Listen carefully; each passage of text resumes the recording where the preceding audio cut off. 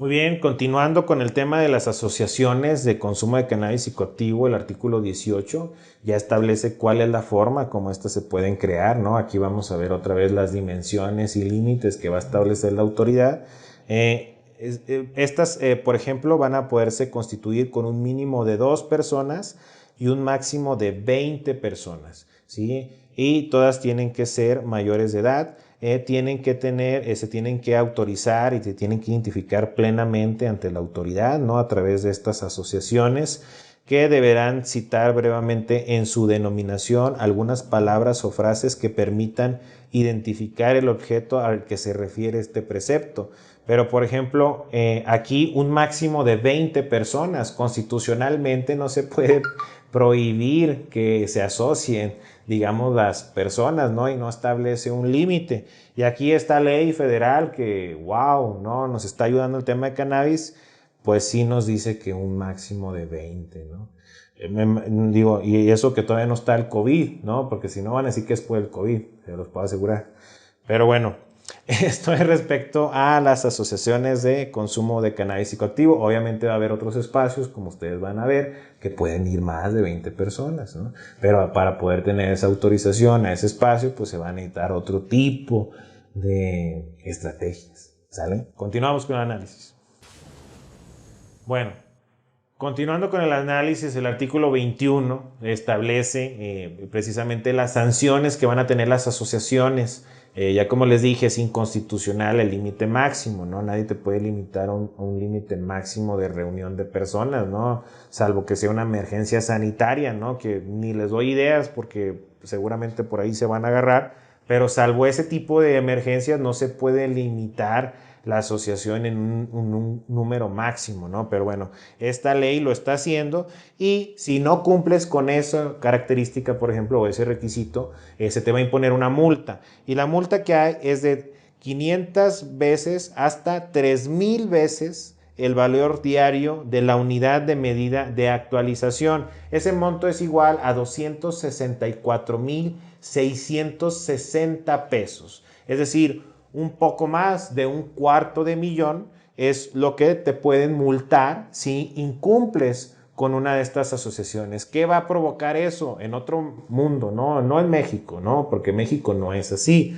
¿no? En otro mundo, pues va a provocar que haya más corrupción, ¿no? Que se pidan más mochadas para evitar emitir sanciones, etcétera, ¿no? Lo bueno es que en nuestro país eso no pasa. Continuamos con el análisis. Continuando con el análisis, ahora vamos con la tercera sección que habla de la comercialización para uso adulto.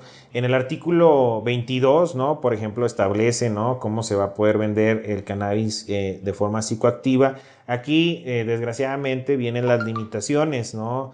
En cuanto a la venta de cannabis psicoactivo y, por ejemplo, no va a poder tener un porcentaje de THC, es decir, establece un límite de THC para uso adulto, ¿no? También, lo cual, pues, como comentaba, es irónico, ¿no? Porque, pues, una persona de uso lúdico busca que tenga altos porcentajes de THC.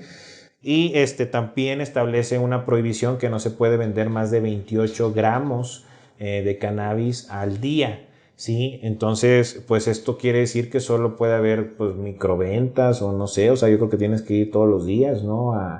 A la tienda a comprar, ¿no? Y evidentemente desde aquí se ve mucho de la ignorancia que existe en el tema, o sea, ponen números y dicen cosas y no saben ni qué pedo, ¿no? Y eso es una cosa que desgraciadamente le pega al mercado, porque tratan de regular algo sin saber cómo funciona el mercado, ¿no? Es muy importante entender qué está regulando y es evidente que no lo hacen, ¿no? Y ponen prohibiciones y limitaciones idiotas, ¿no? Como el límite de 20 personas de máximo en las asociaciones y este límite de consumo de 28 gramos y la parte del THC, ¿no? Hay que ver bien los lineamientos de cuánto va a ser, pero ya me anticipo a que va a ser una cantidad ridícula de THC el permitido. Continuamos.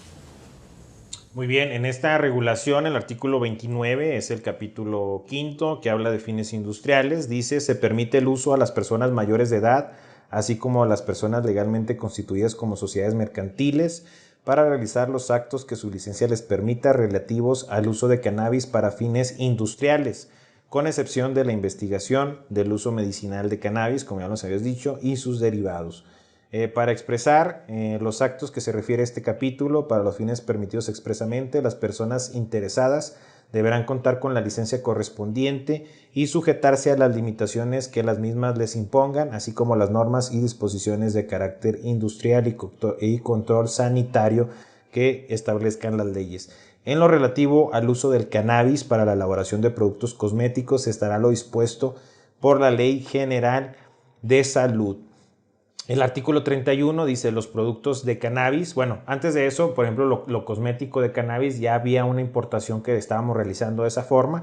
Entonces, esa para la gente que está comercializando, bueno, está importando productos de CBD de esa forma, pues eso se mantiene de acuerdo a la Ley General de Salud, según este dictamen. En el artículo 31 habla que los productos de cannabis no psicoactivos y sus derivados para usos industriales podrán comercializarse, exportarse e importarse cumpliendo con los requisitos establecidos por esta ley, la regulación sanitaria y demás disposiciones normativas y comerciales, así como los tratados internacionales en los que México sea parte, respetando la soberanía de los países acorde al derecho internacional, quedando además condicionada a que los países de origen y de destino respectivamente sea lícita la misma actividad, lo cual ahorita permite el comercio de alguna manera ya de esta forma, que es algo que ya veníamos manifestando en nuestros amparos, entre naciones, ¿no? Y por ejemplo, pues ya hay varias naciones que permiten, ¿no?, este consumo, entonces hay mucho material de exportación y México pues tiene mucho territorio, entonces por eso es que es productivo la industria de cannabis, ¿sale? Entonces ya lo ponen aquí, pero otra vez, si no tienes autorización, ¿sí? Otra vez viene la criminalización y discriminación. Esto que ellos dicen mucho en la ley que no se hace, se termina haciendo por la sanción, ¿no? Y la forma como van a hacer que efectivamente se ejecuten esas sanciones a quienes no tengan autorizaciones. Entonces eso vuelve una cacería de brujas un poco más interesante, ¿no? Bueno, eso no pasa en México, en otro país, en otro.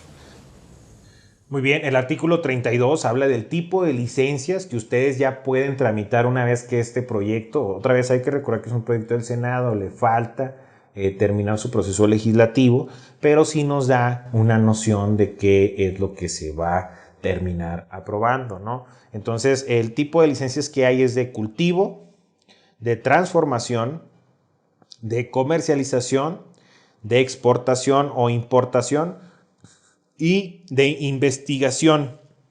Ninguna de las licencias a que se refiere este artículo implica actividad alguna relacionada con el uso medicinal, paliativo o farmacéutico del cannabis y sus derivados. Otra vez, eso lo están dejando en otra reglamentación, son muy claros en ese aspecto, ¿sale? Entonces, aquí este tipo de licencias son las que se van a dar. Ya sabemos que son con limitaciones, ya vimos todas las limitaciones que van a tener, seguimos con el análisis de ellas. Continuamos. Continuando con el análisis, estamos en el artículo 32 de la ley. Aquí habla sobre cultivo, es muy interesante, escuchen muy bien esto. Para el caso de la licencia a la que se refiere a la fracción primera, el cultivo, de este artículo, respecto al cannabis psicoactivo, la extensión máxima autorizada a cielo abierto será hasta 1 hectárea por licenciatario. Bajo cubierta será hasta 1000 metros cuadrados. Por lo que refiere al cannabis no psicoactivo, se estará a lo dispuesto a la Política Nacional Agropecuaria. Queda prohibida la reconvención de terrenos de vocación forestal a la producción de cannabis.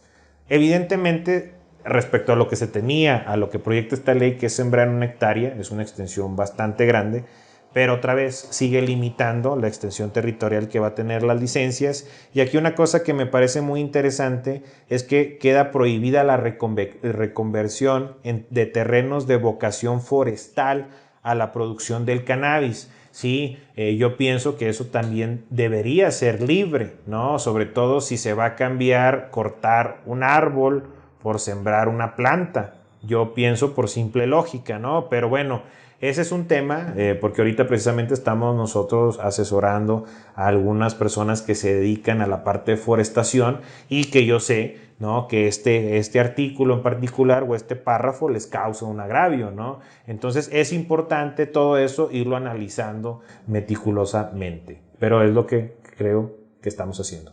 Seguimos. Aquí el artículo 33 de esta ley habla de algo sumamente interesante, ¿no? Y yo creo que a ustedes no les va a gustar ni a nadie que escuche esto.